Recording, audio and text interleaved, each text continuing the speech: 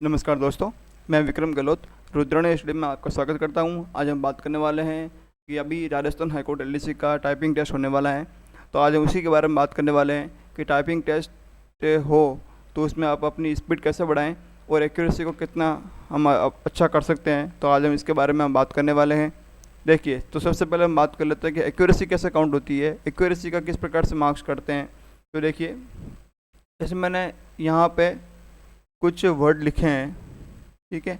ये देख सकते हैं आप, जो मैंने जो वर्ड सिलेक्ट किए हैं वो वर्ड है 10 वर्ड को मैंने जो है वो अभी सिलेक्ट किया हुआ है, ठीक है। आप यहाँ नीचे देख सकते हैं, नीचे लिखा हुआ वर्ड्स 10, ठीक है। जो जो सिलेक्टेड वर्ड है वो 10 हैं, ठीक है। अब अगर मैं मान लो इन वर्ड में मैं लिखते वक्त कोई गलती कर देता हूँ, ठीक है। जब ये वर्ड को मैंने गलती कर दी तो देखो मैं आपको हाईलाइट करके बताता हूँ। ये एक वर्ड गलत किया और दूसरे में मैंने कुछ गलती कर दी, ठीक है। तो ये वर्ड तो दो वर्ड मेरे हो गए गलत। तो अब इन दो वर्डों का एक्यूरेसी कैसे काउंट होगी। तो देखिए, 10 में से मैंने 2 वर्ड गलत कर दिए। तो अब देखिए इसका हिसाब लगाते हैं। देखो 2/10 इसका गुणा कर लिया 100 से, ठीक है, क्योंकि मैंने 2 वर्ड गलत किए 10 वर्ड में से, ठीक है। अब इसका परसेंटेज निकाला तो निकला 20%। तो 100% में से 20% माइनस कर लेते हैं तो आती है 80%, यानी आपकी एक्यूरेसी है वो 80% सही है, ठीक है। इस प्रकार से आपकी एक्यूरेसी लगभग काउंट होती है, ठीक है। लगभग यही मापदंड रहता होगा, ठीक है। अब बात कर लेते हैं कि हम टाइपिंग स्पीड कैसे अच्छी बनाएं।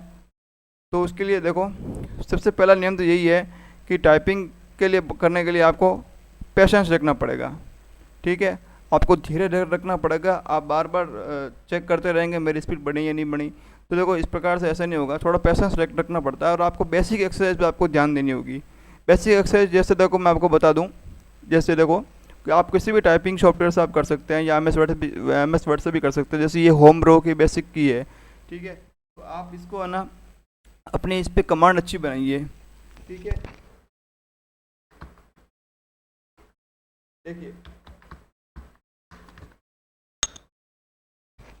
ये इस प्रकार से आप अपनी कमांड अपनी अच्छी बनाएंगे तभी आप बेसिक जो होम रो की होती है उसको अच्छा कर पाएंगे।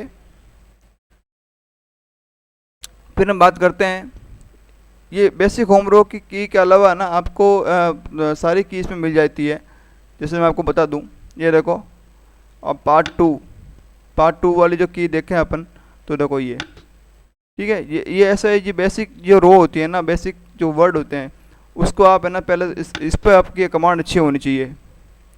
ये देखिए, तीनों जो कीबोर्ड की तीनों रो होती है उन तीनों की जो बेसिक जो की होती है ना, बेसिक वर्ड्स, उन पे आप अच्छी कमांड अपनी बनाइए। उसके बाद आप जो है वो लंबे पैराग्राफ की ओर चलिए।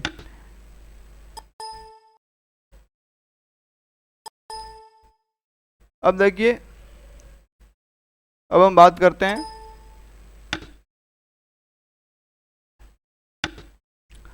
पॉइंट नंबर 2 की।